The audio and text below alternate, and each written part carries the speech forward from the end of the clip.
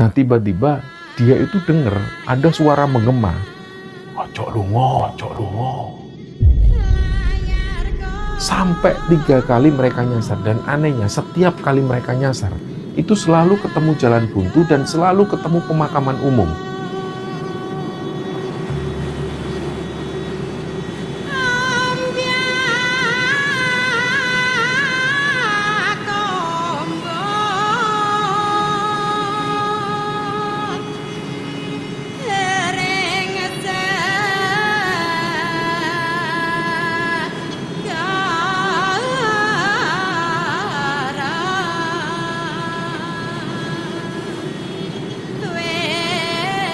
Bismillahirrahmanirrahim. Assalamualaikum warahmatullahi wabarakatuh. Sobat Kembara Sunyi dimanapun teman-teman berada, pada kesempatan kali ini kami akan membagikan cerita yang dikirim oleh Sobat Kembara yang bernama Dwi, yang asalnya dari Lampung Barat.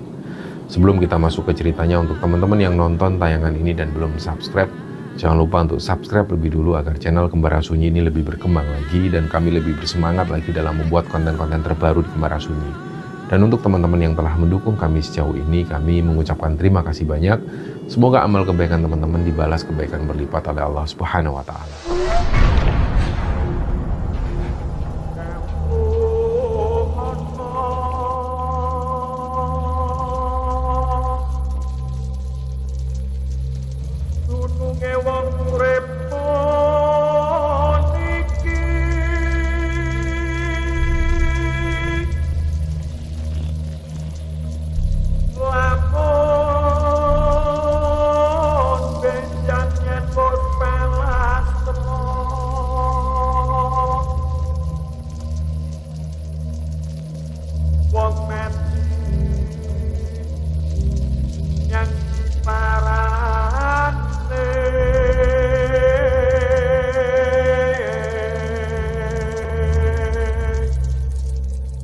Di episode kali ini teman-teman, kami akan membagikan cerita yang dikirim oleh Sobat Kembara.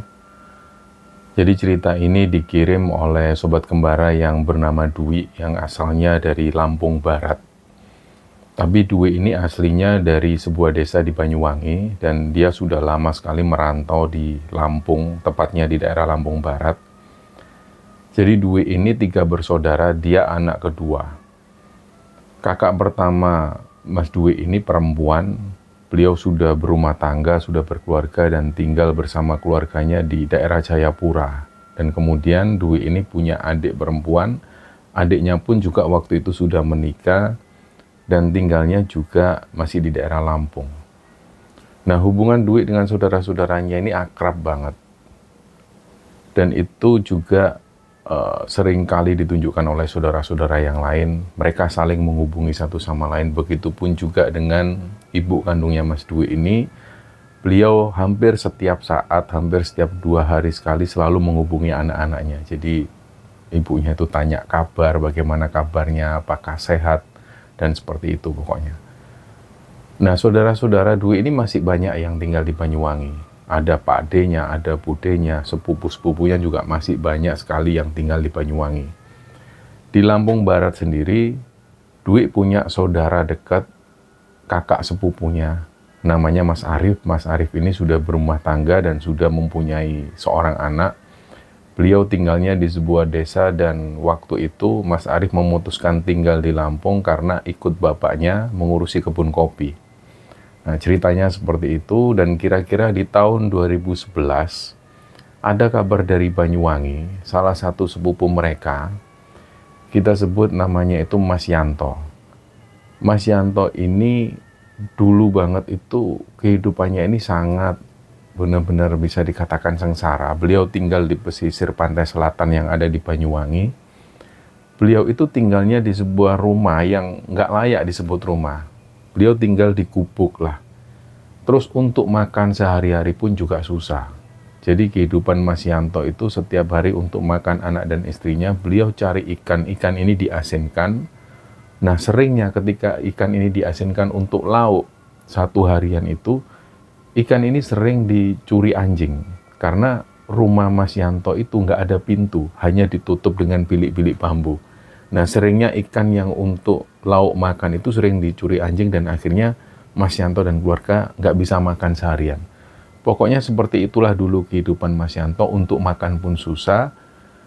Dan kabar dari Mas Yanto ini sangat beruntung sekali. Beliau itu menemukan tambang emas, dan waktu itu tambang emasnya ini masih ilegal.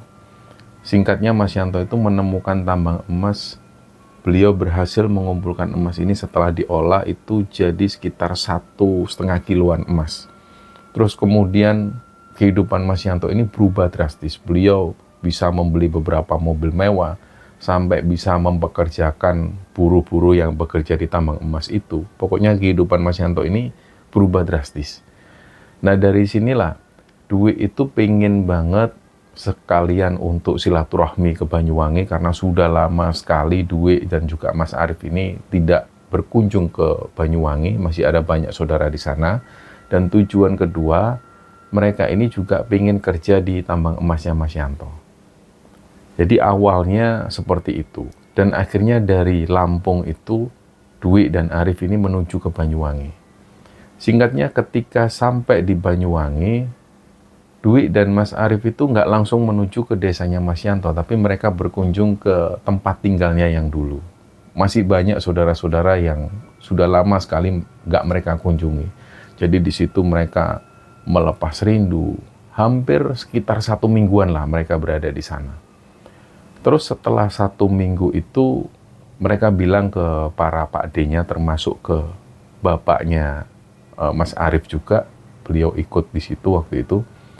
Nah, si Dwi ini mengungkapkan keinginannya juga Mas Arief di sana, bahwa tujuan mereka datang ke Banyuwangi itu pengen kerja ikut Mas Yanto di tambang emasnya Mas Yanto. Nah, nggak lama kemudian ada informasi dari tetangga sekitar, nggak usah jauh-jauh ke Mas Yanto, ini loh, di daerah sini ini baru buka tambang emas yang baru.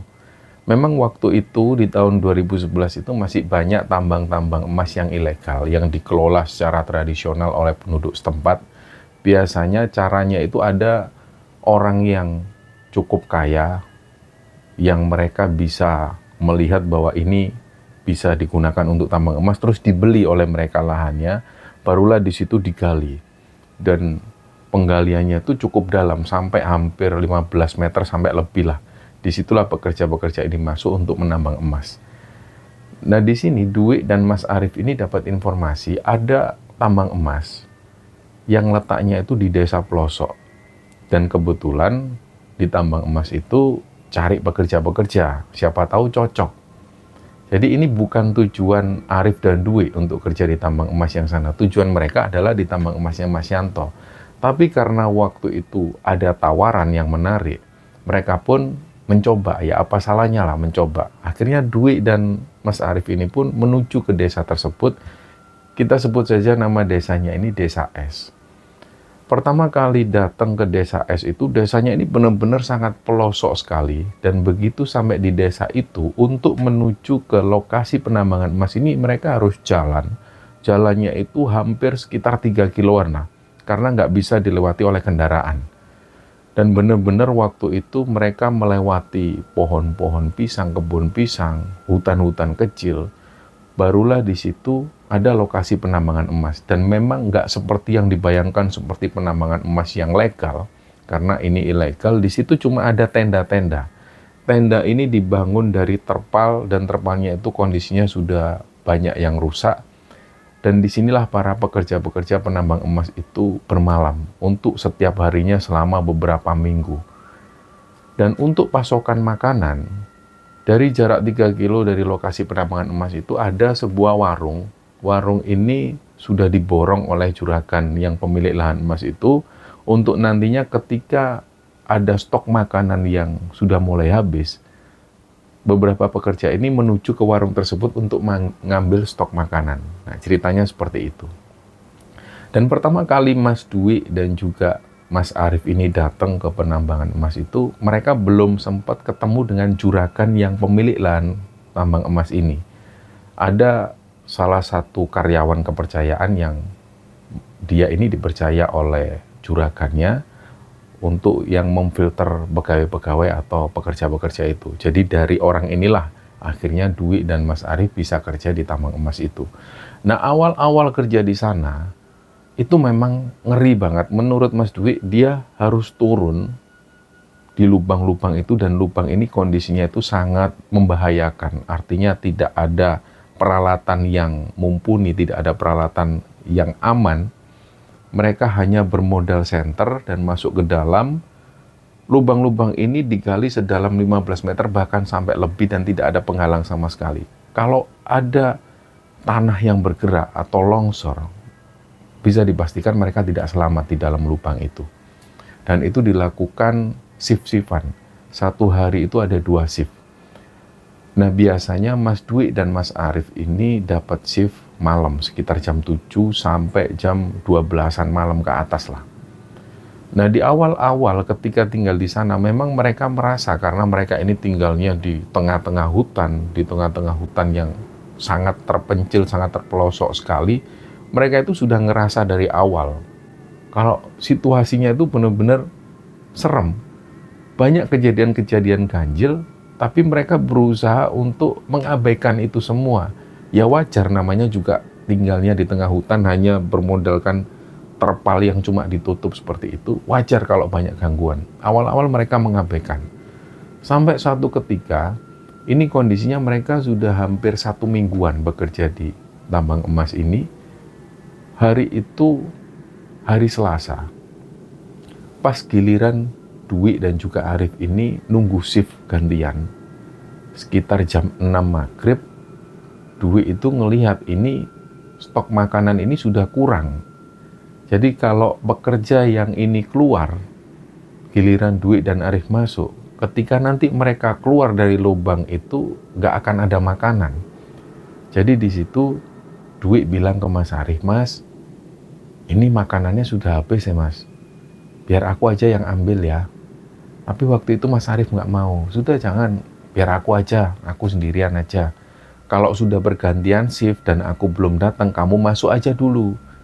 Nah, lubang ini hanya cukup untuk 2 orang. Kalau lebih dari itu, nggak akan mungkin, karena bisa membahayakan mereka.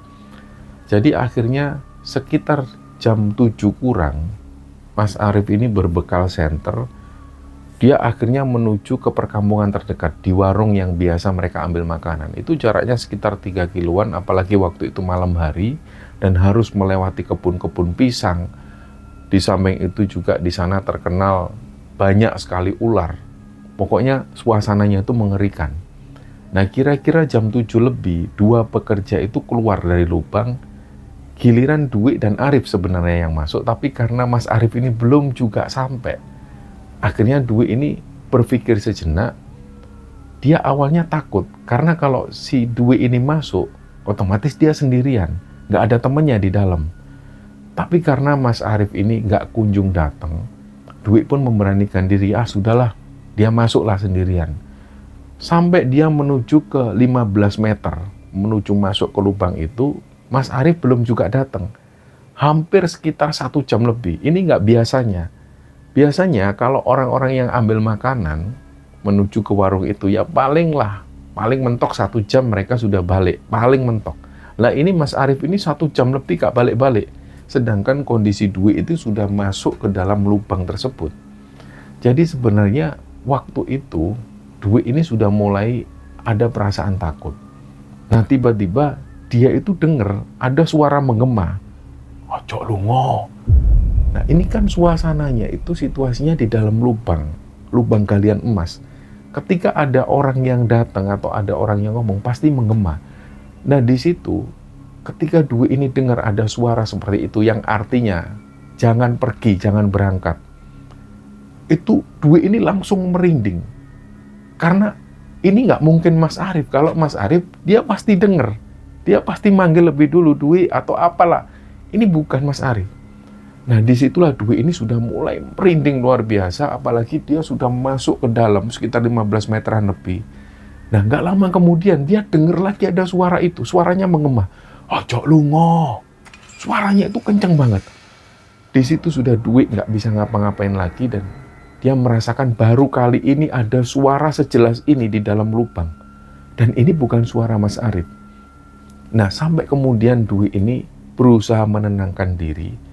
Dan akhirnya 1 jam kemudian, Dwi naik ke atas. Ketika Dwi naik ke atas, dia melihat kondisi sekitar yang sepi. 2 pekerja tadi ini yang sebelum Dwi itu nggak tahu kemana. Mungkin beliau berdua mungkin mau cari makanan juga.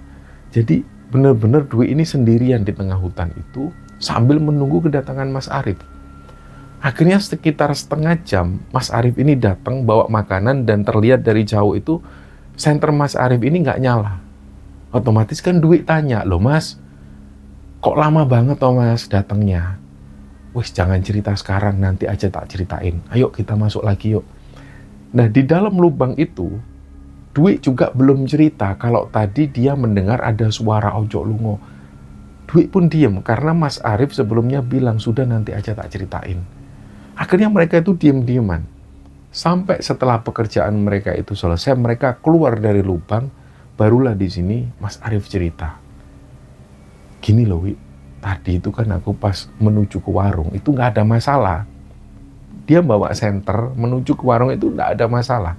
Setelah dia ambil makanan, mau balik ke tenda, disinilah dia menemui banyak keganjilan. Tiba-tiba, senter yang dipegang Mas Arif itu kayak merebet. Nyala mati, nyala mati.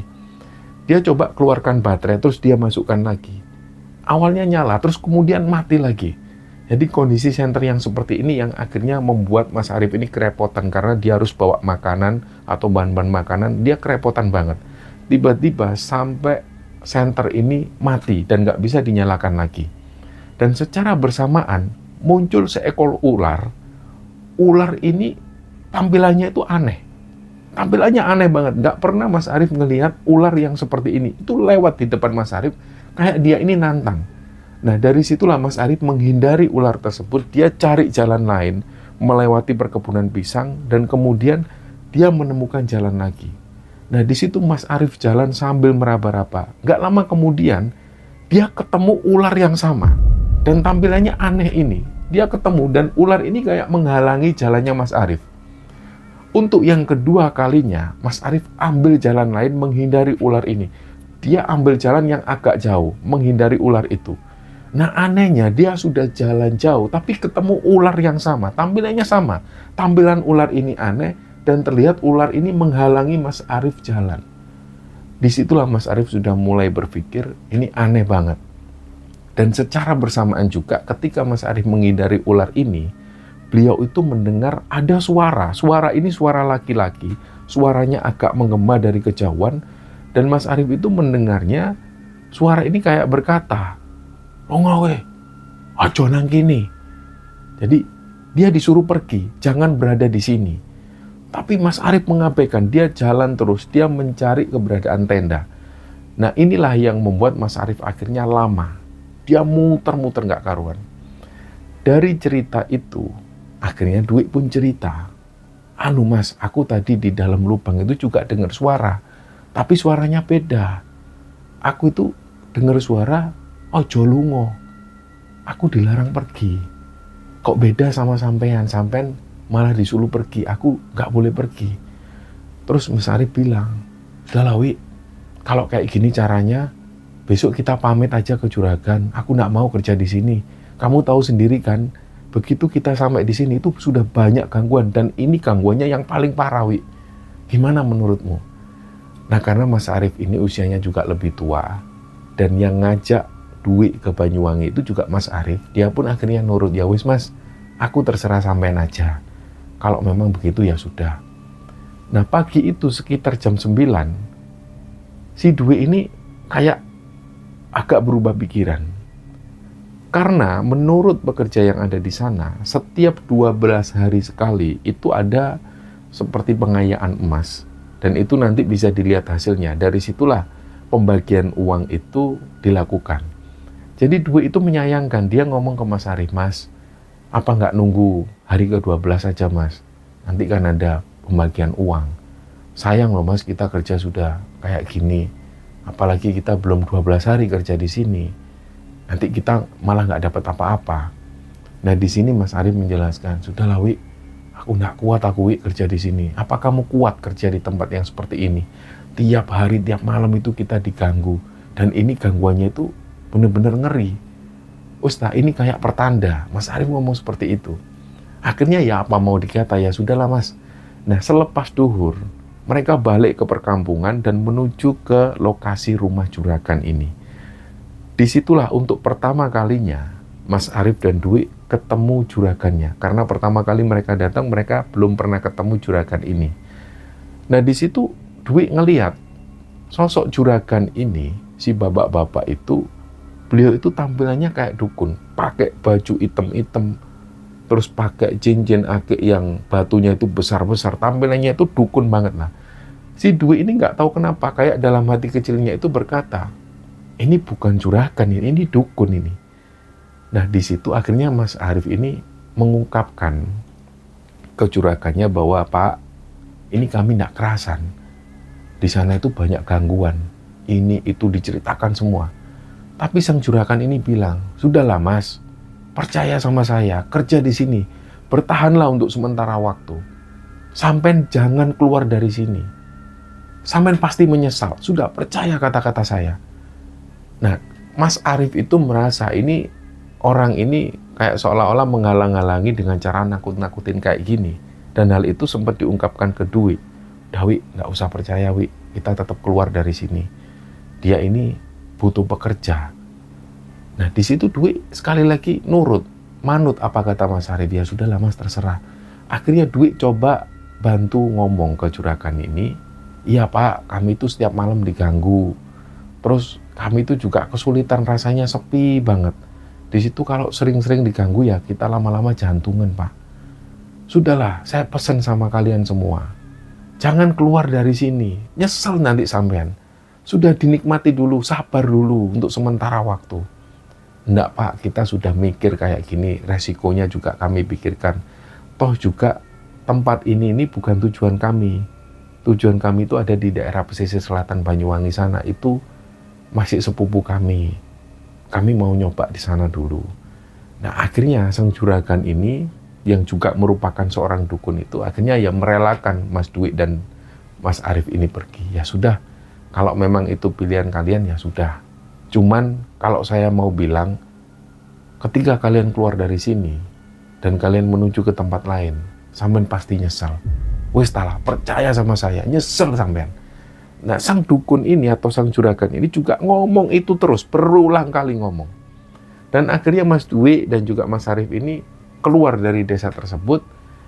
Mereka ini nggak langsung menuju ke desanya Mas Yanto, tapi balik lagi ke desa mereka yang dulu. Di sana mereka ngobrol lah ke saudara-saudara yang lain, nggak kerasan tinggal di sana Mas. Di sana itu banyak gangguan terus. Ya sudah, kalau gitu besok tak antar ke rumah Mas Yanto ya. Soalnya jaraknya agak jauh, sekitar 3 jaman. Nah, mereka pun akhirnya hari itu, hari Kamis, berangkat menuju ke desanya Mas Yanto. Memang jaraknya itu jauh banget, lokasinya ada di pesisir selatan Banyuwangi.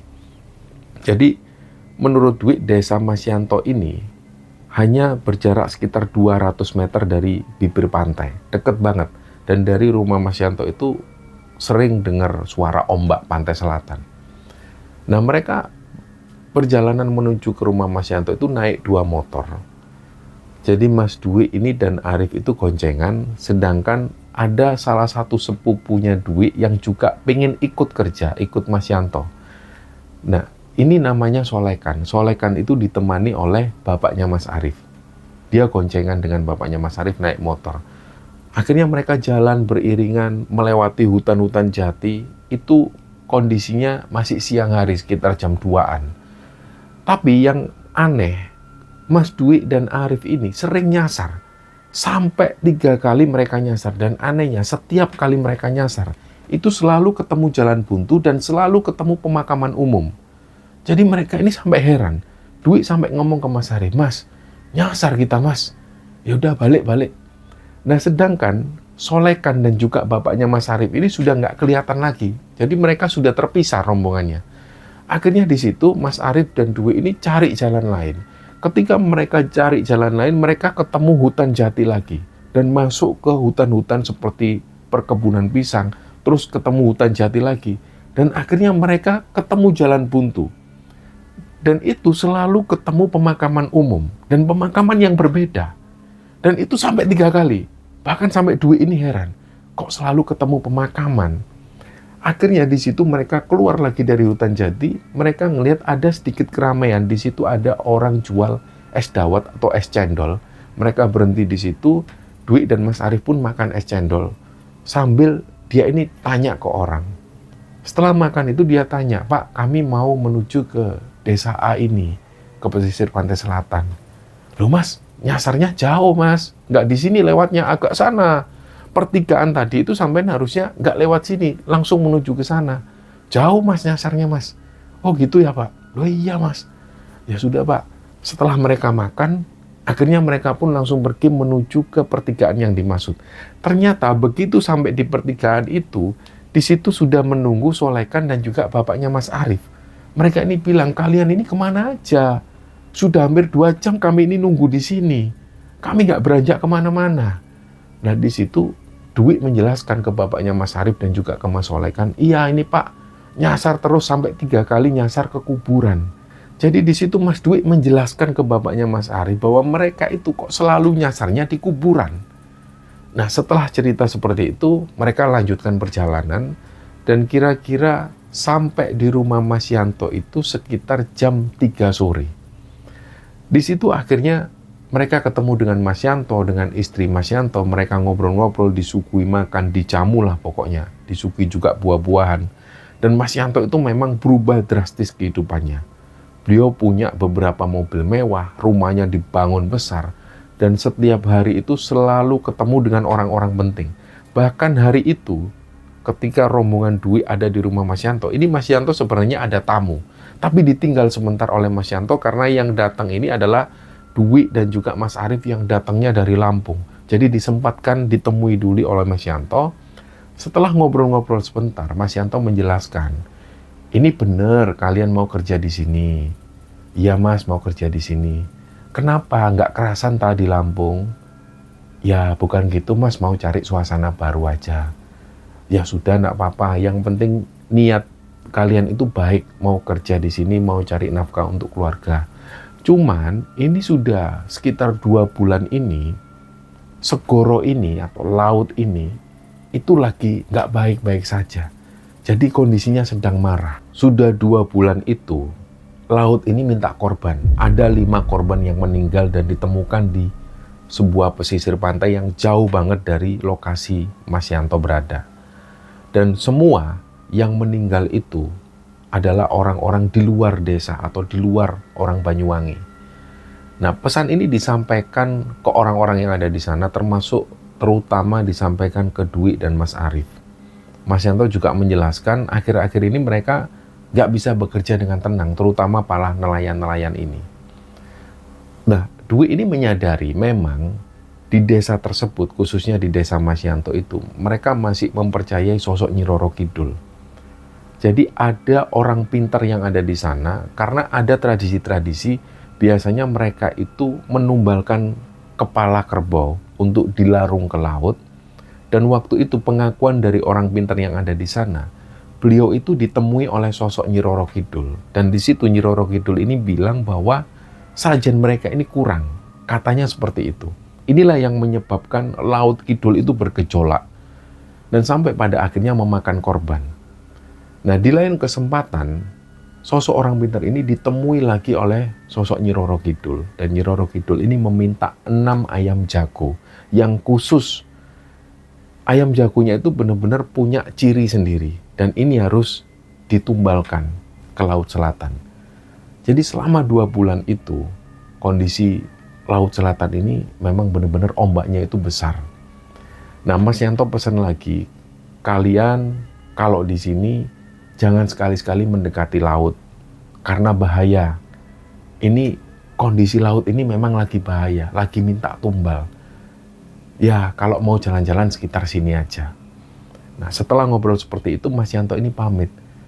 "Mohon maaf, aku pamit dulu ya, ini ada tamuku yang belum selesai tak temui. Jadi kalian makan-makan dulu, ngobrol-ngobrol dulu, santai dulu."